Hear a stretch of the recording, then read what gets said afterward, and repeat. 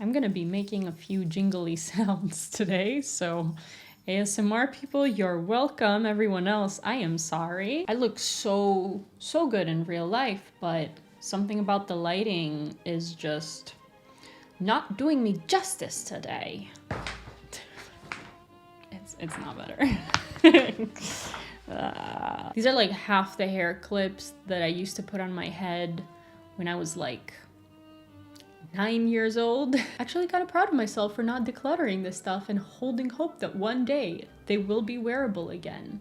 20 years later. So today I wanted to discuss a few recent events in fashion news, I guess, and a few independent designers that are getting ripped off by fast fashion brands and also by influencers that are very popular. And also from that, I want to have a little bit of a discussion about copyright law, patent law, and what we can do in order to protect independent designers from getting ripped off. So lots of things that sound very boring, but I promise to you, they are not, okay? Stay with me, don't leave. So what initially pushed me into deciding to talk about this topic was a TikTok that I found. The influencer is called Kelsey_Couture, and she was showing side-by-side photos of pictures that she posted on her feed, and then photos that Danielle Bernstein posted on her Instagram just a few days after Kelsey made her posts. Late November, I posted this reel showing you all the ways that I can wear my seamanette top. And I was so excited, so proud of it because I love it.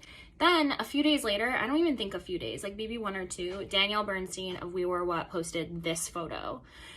Very similar. I got a lot of attention for it because it seemed like pretty much copying.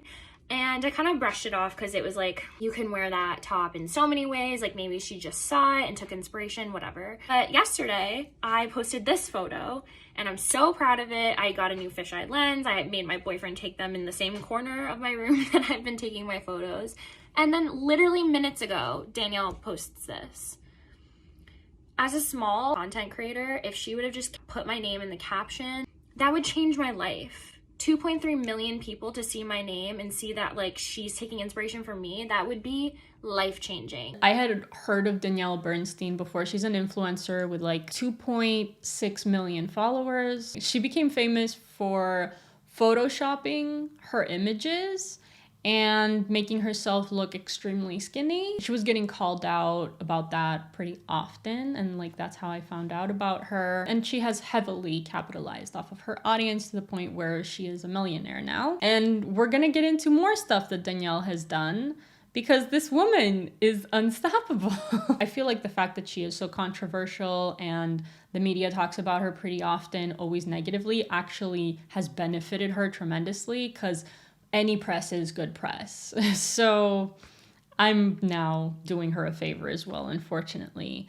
But the main thing that I wanted to discuss about what Danielle Bernstein did was she had a collaboration with Macy's. And in that collection, it's pretty obvious that she copied the wrapping paper design from another, again, small independent fashion brand called The Great Arrows. The Great Arrows sent a cease and desist order, and then the brand We Were What that belongs to Danielle Bernstein actually sued The Great Arrows back. So not only did they have their wrapping paper design ripped off, but they got sued on top of that. The audacity that this woman has, my God. Also, a Business Insider article discusses the multiple times that Danielle Bernstein has ripped off independent designers. And also, two people that worked with Danielle Bernstein said that she copied fabric print from Dolce & Gabbana. She's also stolen designs from a brand called Live the Process and RUMI. So yeah,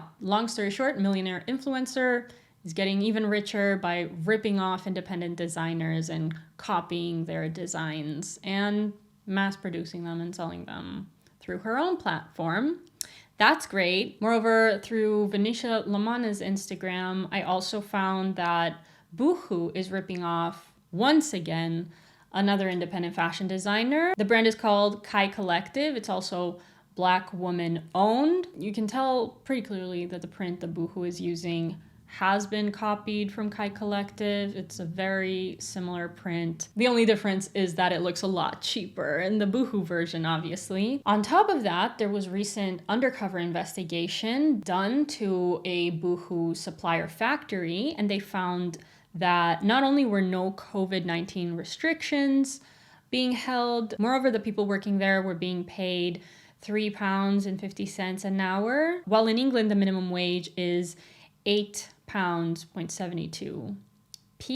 I think, not cents, sorry. And on top of that, last year, Boohoo's sister company, Pretty Little Thing, was also found to be ripping off another independent designer called Do Not Subverge. So fast fashion brands ripping off independent designers is unfortunately an incredibly popular thing. And it's not only done by millionaire influencers or famous brands like Boohoo, Zara, Pretty Little Thing.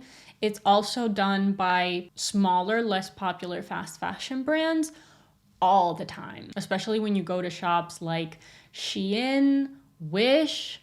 It's full of ripoffs from independent designers. And not only are they ripping off the designs and making cheap, low quality knockoffs that, again, are made in sweatshops and very unsustainably, but they're also using the photos that the independent designers have taken themselves of the products.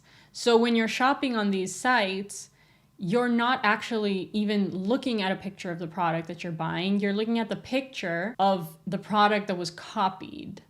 And of course, you're not going to receive what you're seeing on the picture, but it's so cheap that people do not care. And like, it's not even happening only to independent designers of luxury fashion. It's happening to people that are selling things on Etsy. My mom, she makes knits, and her designs were ripped off by a Canadian fast fashion shop once. So let's talk about patent laws. Yeah, so interesting, so fascinating. I feel like I'm losing all of you right now.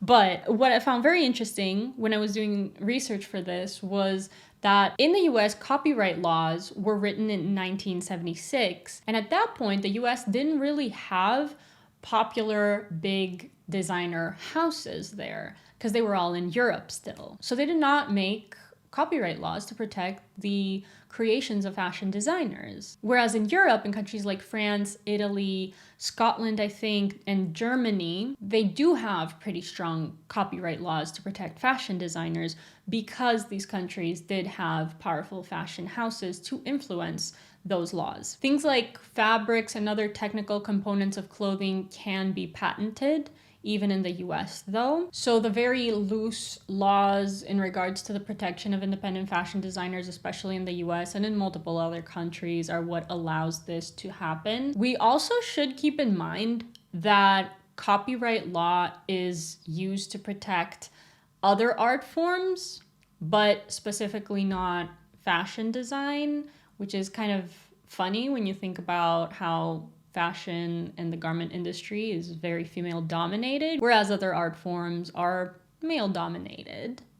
That's kind of interesting to think about. I don't know.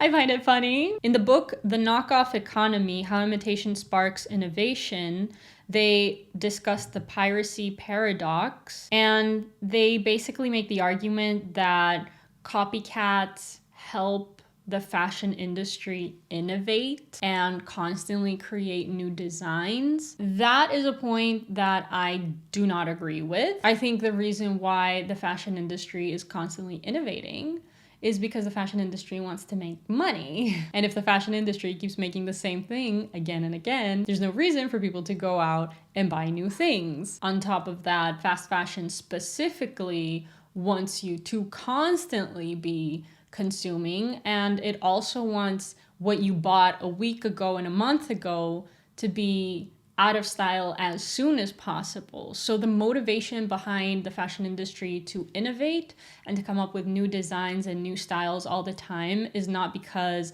there aren't strong copyright laws. It's because the fashion industry wants to make as much money as possible. One of the book's authors said that it seems like an industry that is doing very well without copyright protection, and in fact, we think it does well because there is no copyright protection. I don't hear this argument being used in other industries, though. Copyright has an intent behind it, and the intent is to protect creators so that they continue creating. When we looked at fashion, we saw an industry that was very, very creative and puts out a ton of new ideas every season and has done that continuously for decades. Again, I don't agree, but they do also make some really good points against copyright law. They said that big brands with large legal budgets would use copyright on as many designs as possible, and that would limit the amount of designs that other smaller independent designers would be able to make, because they would get sued by bigger fashion houses all the time. Another argument that I've heard that is against copyright law protecting fashion designers is that knockoffs of luxury designers allow for high-end designs to be accessible to us, the plebs. That being said, even if fashion houses copyrighted a vast amount of designs, copyright protection extends from the date of creation, typically until 70 years after the creator dies.